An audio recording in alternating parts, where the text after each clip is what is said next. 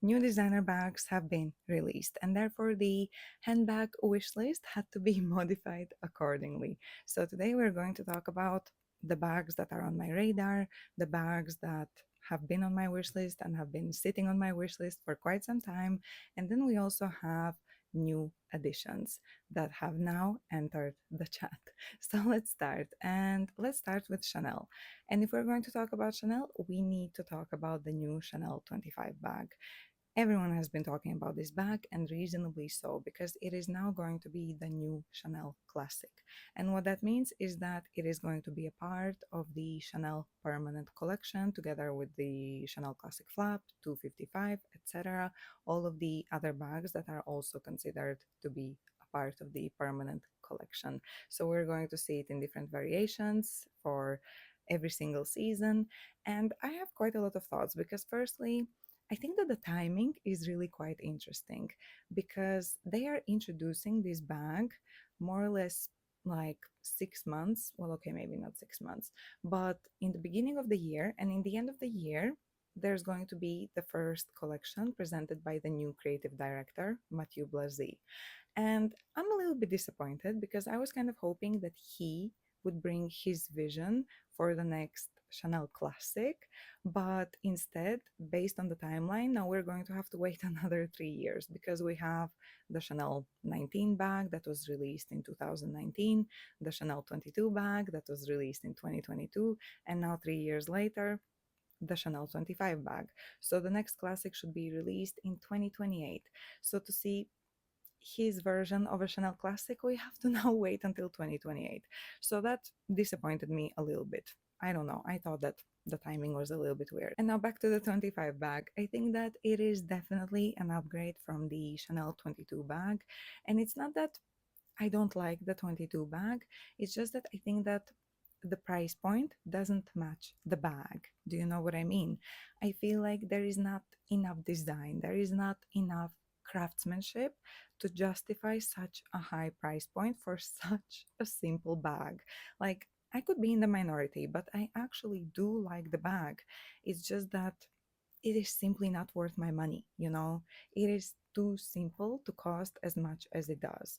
If we remove the price point, I think that it's a cool bag. Like the Chanel 22, I think it's a cool bag.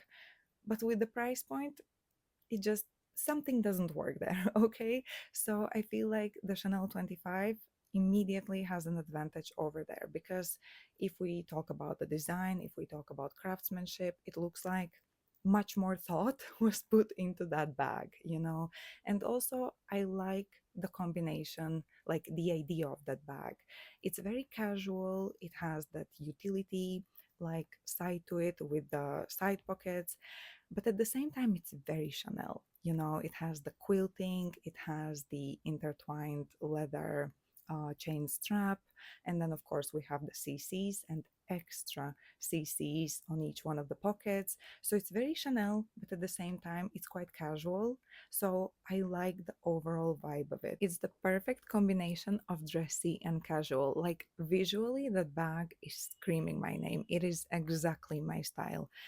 The only problem that I have right now with this bag is the closure because it has this like drawstring type closure with a CC.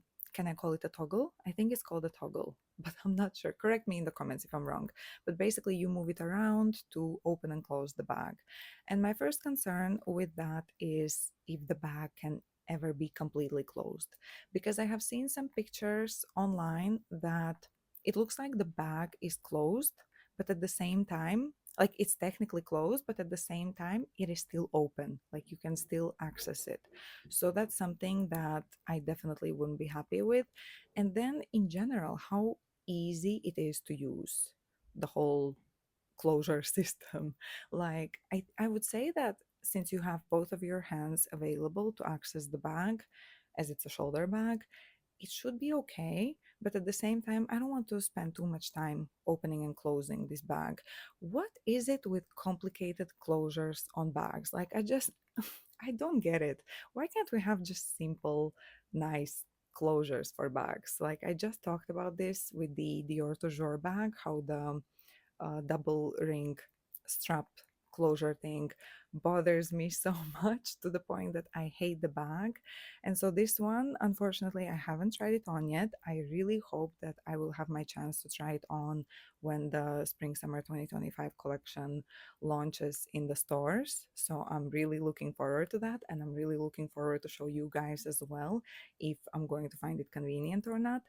And so I'm excited to try it on, but I do have these concerns because if the bag is always open, I'm not willing to pay the Chanel prices for an inconvenient bag, you know? So I'm hoping for the best, but let's see how it goes. Moving on to another new addition on my wish list, which is an East-West style bag. So these bags have been around for quite some time, but they never got me.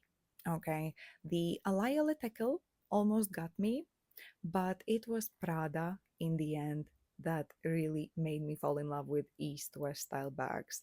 And Prada is one of those brands that, quality wise, they have never let me down. Like the quality of their bags has been supreme. I've never had any issues. Every bag, no matter what it has been made of, has been like they've had some of the best quality bags that I have ever bought. The first bag that caught my attention was the Prada Darling bag in brown suede in particular. I fell for that bag. I think it's so cool. And what I really like about this bag is that it's kind of on the east west bag trend, but not too much. Like it is a little bit kind of east west style, but it is not to the point where it's going to look outdated in a few years. And that's very important because these, bag trends, they come in and they go out so quickly that it's important that this bag doesn't look like it is not too much of a trend bag. And I also love the slouchiness of that bag. I feel like it makes it look so effortlessly cool.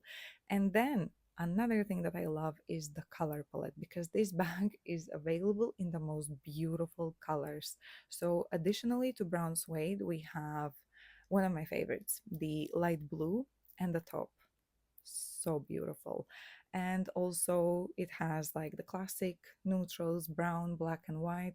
They also look very beautiful, so I feel like this is one of my favorite bags that Prada has recently released. And then we have the Bonnie bag, which I feel like is Prada's answer to Alaya's Letekel.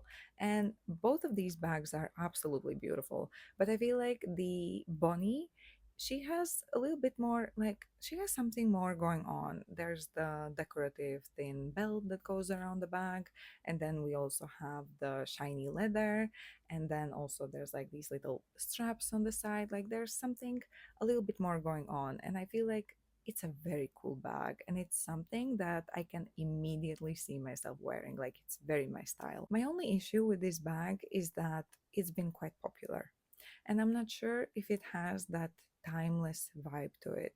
Like, is it just a trend bag? Would I still love it in 2 years as much as I do now? And I know the answer to these questions. I feel like I would use it for like a year or 2 years and then sell. But I want to convince myself that I wouldn't. I want to convince myself that it would be one of my forever bags, but it is really quite a trend bag, which is why I'm scared to buy it. But otherwise, it is such a nice bag. And again, Prada outdid themselves with the colors, the grays, the browns, the caramel, and also, of course, we have the white and the black. Every single color, like this bag, looks great in every single color that they released. And also, the price point is very reasonable considering the prices of bags these days, that it's very rare to find a luxury designer bag under 3,000 euros. Both of these, I think, one is 2,400 and the other one is 2,500, which is relatively reasonable. Okay, it's still very, very expensive, but it is easier to justify than a 5 or 6,000 euro bag. So I feel like both of them are beautiful options. And so, like, in my head, I like the Darling bag, but my heart is singing for the Bonnie bag. So I don't know. Let me know in the comments, which bag would you prefer? Which one would you get? Or which one do you see for me? Because I feel like I'm more of a bunny bag girl, but I do like them both. I think they're both beautiful, and the colors, again, the colors obsessed. And now the next bag on my wish list is kind of an upgrade from what I used to have on my wish list, because I used to have the Bottega Jody in one of the bigger sizes, and I would still really love a big Bottega bag. And I'm not even a big bag girl. Like, I got two toes last year. I'm very happy now with what I have in terms of big bags. But seeing all of those big Andiamo bags on my feed all day, every day, it is getting to me. I feel like I really, really want a big Bottega bag. And at first, I considered getting my small Andiamo a big sister, but I just know that that bag would not work for me simply because of the straps. Like the way they would be moving, it is hard to manage even with the small Andiamo. So with the big Andiamo, like the biggest one, I can't see myself dealing with all of that. So I feel like a great alternative would be the Bottega parachute bag, because the size, like it is smaller than the large Andiamo, and it is a little bit bigger than the medium Andiamo. So that's the first thing that I really love. Also, the straps on the parachute bag, they are not moving around. So that's another tick, which is why I feel like that would be such a great alternative to the Andiamo. And then they have also just released the Chow Chow bag. I mean, Bottega has been killing it. Every single bag that they have released, they've been beautiful. I'm really going to miss Blasi as the creative director at Bottega.